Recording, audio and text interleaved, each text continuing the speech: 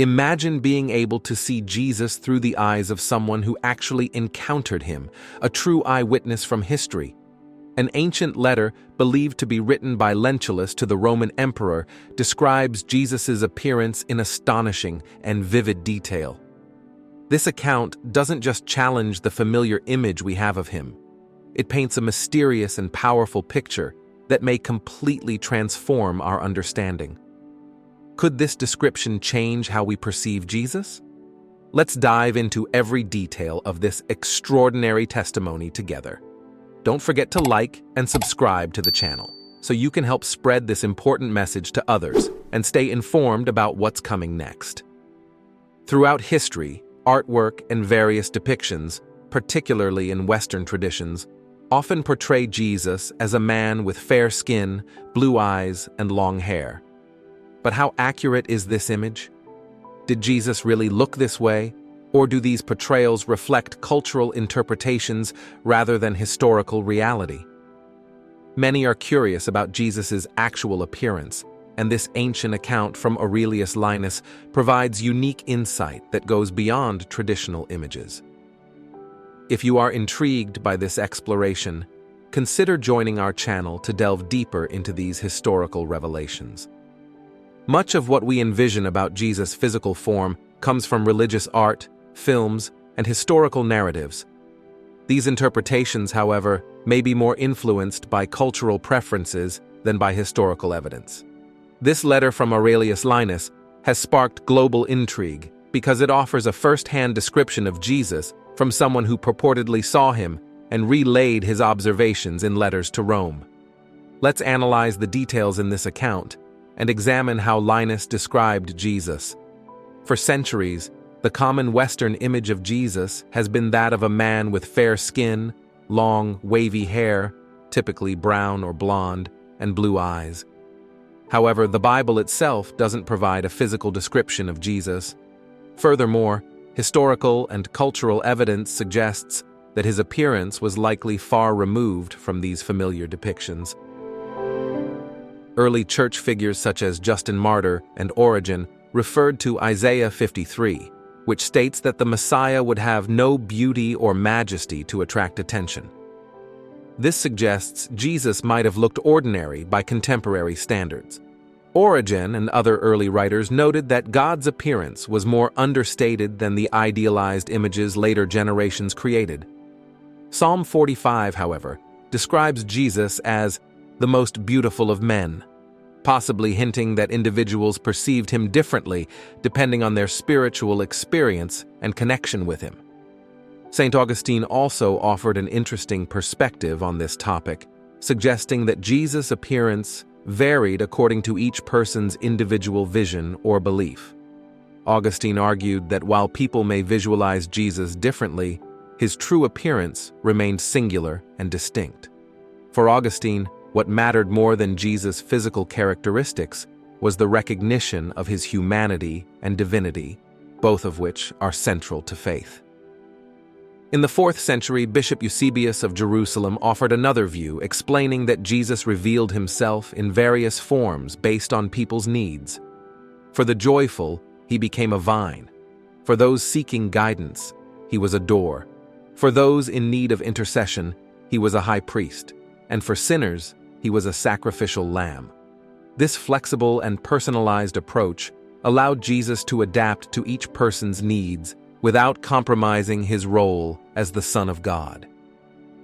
In this way, Jesus mirrored the role of a compassionate healer and teacher, meeting people at their level.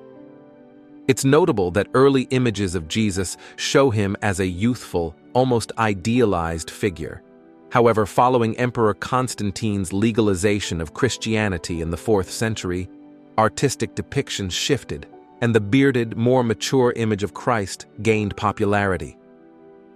This evolution may have been linked to the growing reverence for relics like the Mandylion, believed by many scholars to be the Shroud of Turin or the Veil of Veronica, both considered sacred objects containing miraculous images of Jesus created without human intervention.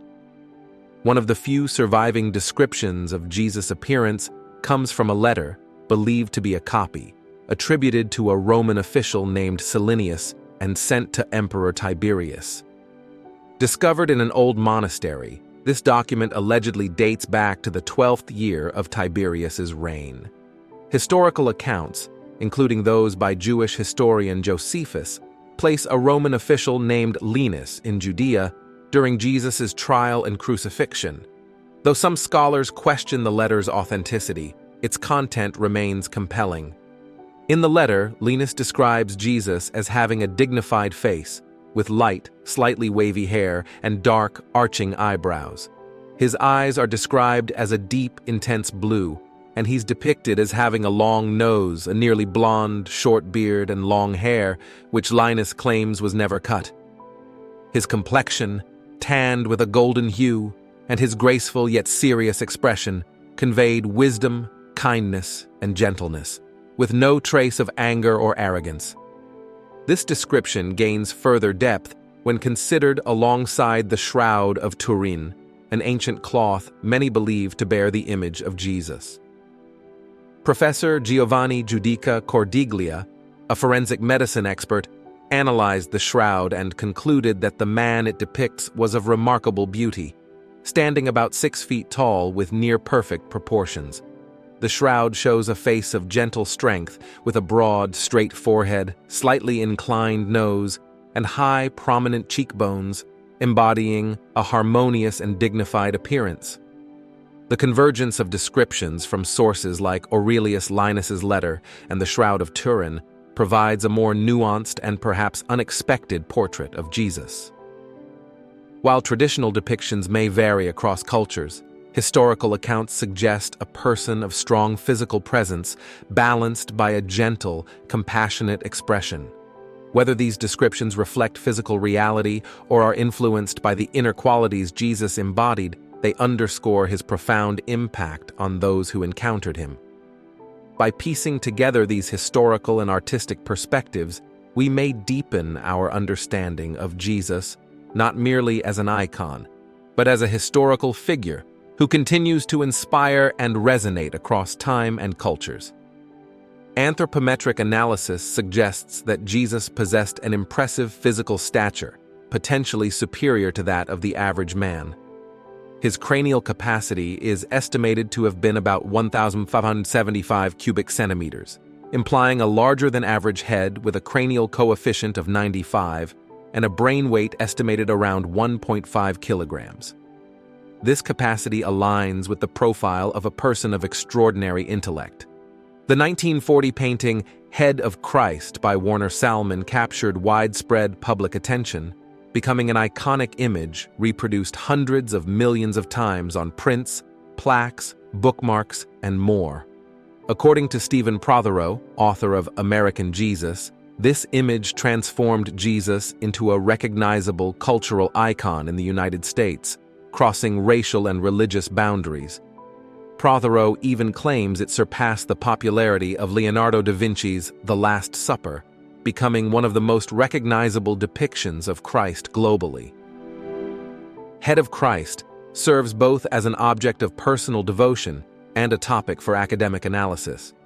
In the 1990s, an initiative funded by the Lilly Endowment, directed by art historian David Morgan, delved into the impact of Salmon's art on American Christianity.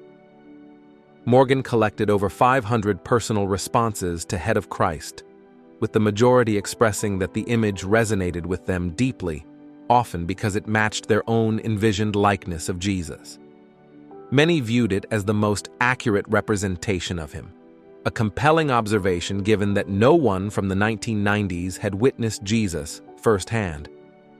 Morgan suggested that the sense of authenticity comes from Salmon's near-photographic style, which lends a realistic quality to the painting, making it feel like a cherished memory. The soft, blurred edges and lighting resemble the feel of familiar family photographs. Moreover, Salmon's choice to depict Jesus in a close-up view from the shoulders up, without background context, allowed viewers to imagine Jesus within their own lives, facilitating a personal connection with the figure depicted. The warm gaze in Salmon's painting embodies compassion and kindness, qualities that appeal to many believers seeking comfort in their faith. Historical records and archaeological findings suggest that Jesus likely wore a simple, undyed wool tunic, leaving his legs partially exposed, complemented by a cloak or outer garment for cooler weather and modest sandals. Given the expense of clothing in first-century Palestine, he likely mended his garments, making do with worn clothing over time unless gifted with replacements. While the Bible offers little about Christ's physical appearance, what we know about him comes largely from the four Gospels: Matthew, Mark, Luke, and John. These texts situate Jesus as a Jew from Nazareth in Galilee, born in Bethlehem, and beginning his ministry around age 30, per Luke 3:23. His appearance, however, was not distinctive enough to set him apart in a crowd, as seen when Judas had to identify Jesus to soldiers in the Garden of Gethsemane. Some scholars believe the Book of Revelation may provide hints about Jesus' appearance, possibly suggesting darker skin and woolly hair. Revelation 1:14-15 describes Jesus with hair like white wool, eyes like flames of fire, and feet like polished bronze. While often interpreted symbolically, these descriptions imply distinct physical characteristics. Artistic representations of Jesus evolved significantly over time. Early Christian images portrayed Jesus as a beardless, youthful figure embodying purity and the role of the Good Shepherd, as seen in the early Roman catacombs and mosaics. A 5th-century mosaic in the Church of Santa Pudenziana in Rome presents Jesus with long hair and a beard, reminiscent of Greek and Roman gods, a style shift influenced by cultural iconography. Notably, Jesus has been depicted differently across cultures, often reflecting the appearance of the local majority, illustrating how communities adapt religious figures to resonate with their own identities and traditions. This diversity underscores a universal truth. Jesus, in his myriad forms, continues to inspire faith, reflection, and cultural connection worldwide. The Shroud of Turin, revealed in 1354, is one of the most iconic relics associated with Jesus, believed by many to be the burial cloth that covered him after crucifixion. The shroud bears an image that some think represents Jesus' face, though its authenticity is heavily debated, leading to questions about its reliability as a reference for Jesus' appearance. In 2001, retired doctor and artist Richard Neve collaborated with a team of forensic anthropologists from Israel and the UK to create a new image of Jesus. They utilized computer modeling and a first-century skull from Israel to construct an image based on the physical traits of Jewish people from that era. Although this model isn't presented as an exact likeness, it portrays a man around 1.65 meters tall, with darker skin, dark eyes, and short curly hair, features deemed more likely to resemble Jesus than traditional Western depictions.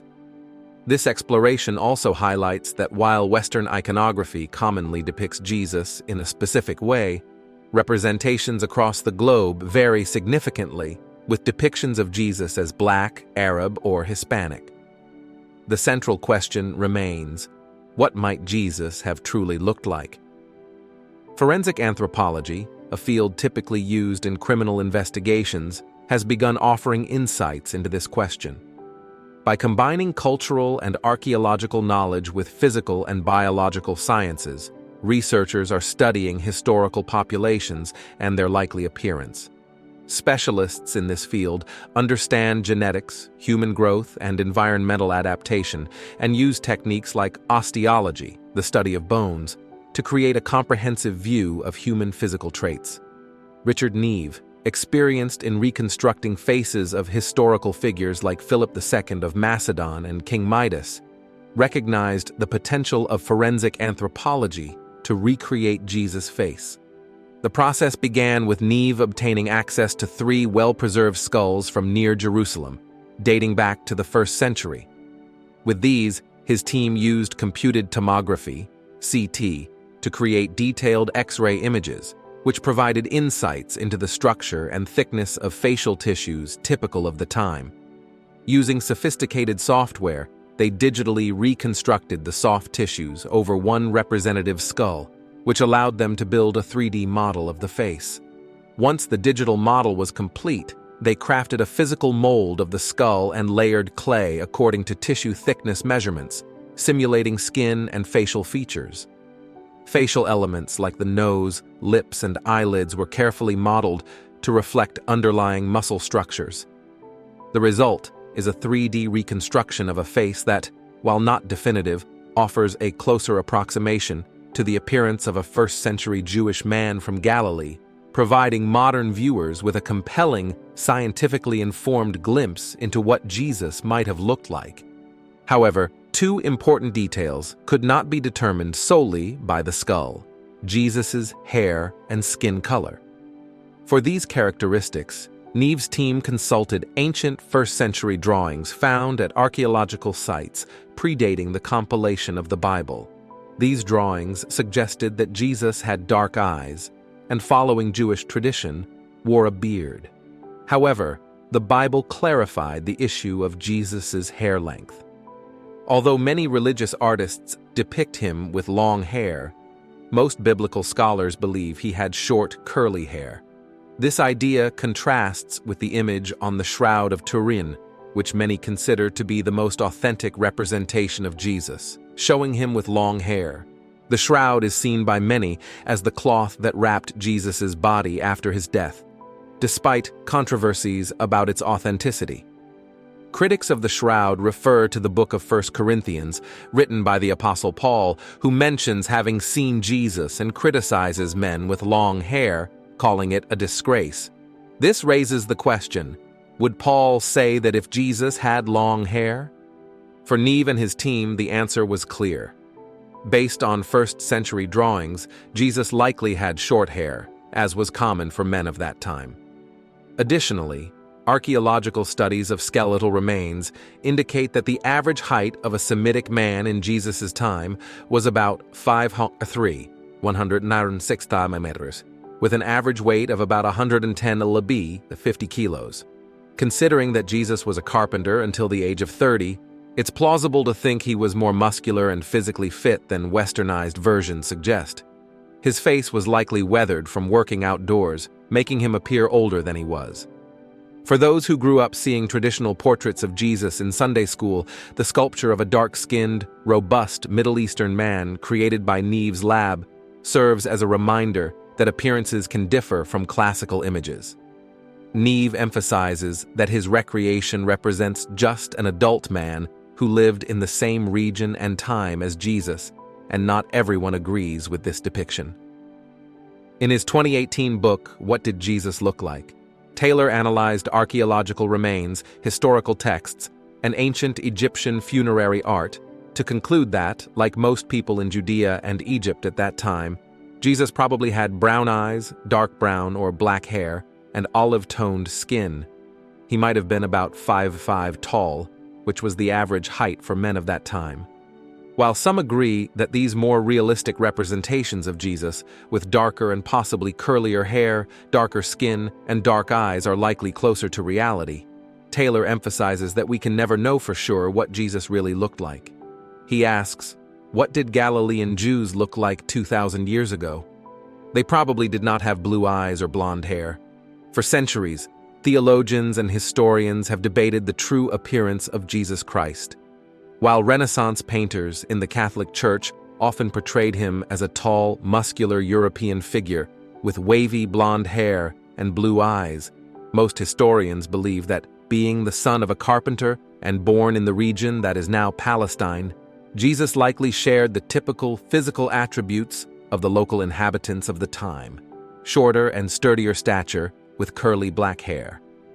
This debate inspired a Dutch photographer and digital artist to use an advanced artificial intelligence program to try to solve this historical mystery.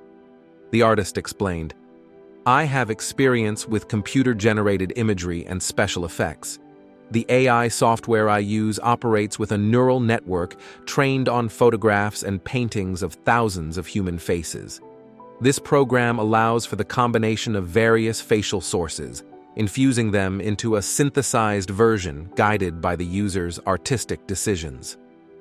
To create a more realistic image of Jesus, he used various cultural representations of him, from Byzantine and Renaissance origins to works like Leonardo da Vinci's Salvator Mundi and the Shroud of Turin, but adjusted the ethnicity to be more convincing and consistent with his historical context. The artist decided to add a face with Middle Eastern features to his work and was pleased that it reflected a cultural vision, even though it lacked more precise historical details. To make the image more realistic, he adjusted the hair and beard, giving them a style consistent with the time and place, and also added typical elements found in mummy portraits, reducing the influence of Renaissance art. The final result is more of an artistic representation of what this person might have looked like, rather than an exact scientific recreation.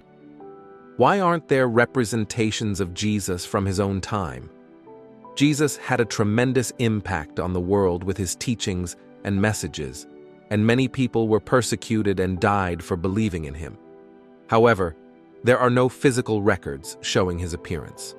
While there are sculptures and mosaics of military leaders like Caesar and common people from the 1st century, the early Christians did not produce images or statues of Christ. Why might this have been? Since Jesus and his early followers were Jews, they lived according to Old Testament laws, including following the 10 Commandments given by God, which prohibited the creation of carved images. This rule aimed to prevent idolatry, which was common at the time, especially in Egypt, from where the Israelites had been freed. God commanded, "You shall not make for yourself a carved image or any likeness of anything that is in heaven above or on the earth beneath or in the waters under the earth." He wanted his people to worship only him and not idols or images as other peoples did. The command was clear and strict, especially because the Israelites were about to enter the Promised Land, and following this rule was crucial to avoid disobeying God and bringing negative consequences to future generations. If you grew up seeing images of Christ in stained glass, icons, statues, or children's Bibles, it's important to remember that these depictions are based on the artist's imagination. One of the earliest known images of Jesus, from 235 AD, shows him as a young man healing a paralytic, painted on a church wall in Syria. Other ancient art, like Roman catacomb paintings, portrays him as a beardless shepherd. Around 400 years after Christ's birth, artists began depicting him with a beard, influenced by Roman, Greek, and Syrian art. Early Christian art served to teach the Bible's stories to followers, many of whom were illiterate, and adapted Roman and Greek styles to convey biblical themes. These diverse representations remind us that no image of Jesus from his lifetime exists. God's emphasis is on the heart, as he told the prophet Samuel when choosing a new king for Israel, not on outward appearances. Similarly, in the New Testament, disciples like Matthew, Mark, and John wrote extensively about Jesus, but didn't describe his appearance, instead focusing on his teachings and actions. In a world where people often judge based on appearance, Jesus offers a different example. He was an ordinary man, often overlooked and even ridiculed. This teaches us that our worth isn't found in appearances or popularity, but in being made in God's image and loved by him. When we imagine Jesus, we may picture him as humble or as a figure of radiant power, but our connection with him transcends physical appearances. For believers, the promise remains. One day, after this life, we will see Jesus face to face, in a reality that goes beyond time and space. Dear Lord, Almighty God, I bow before your glory and power. No matter what Jesus looked like or the color of his skin, I know he is love and mercy poured out for all humanity. Jesus, who suffered and gave his life for every soul on earth, heart to heart, beyond race or language. Glory to you, O Most High, our Savior and our hope. I love you, Lord. Thank you for loving us unconditionally, for holding and guiding us in your boundless grace. Help us remain faithful and full of gratitude, letting your love reach all people. Brothers and sisters, please leave a comment, follow this channel, and join us in prayer. Glory to God forever.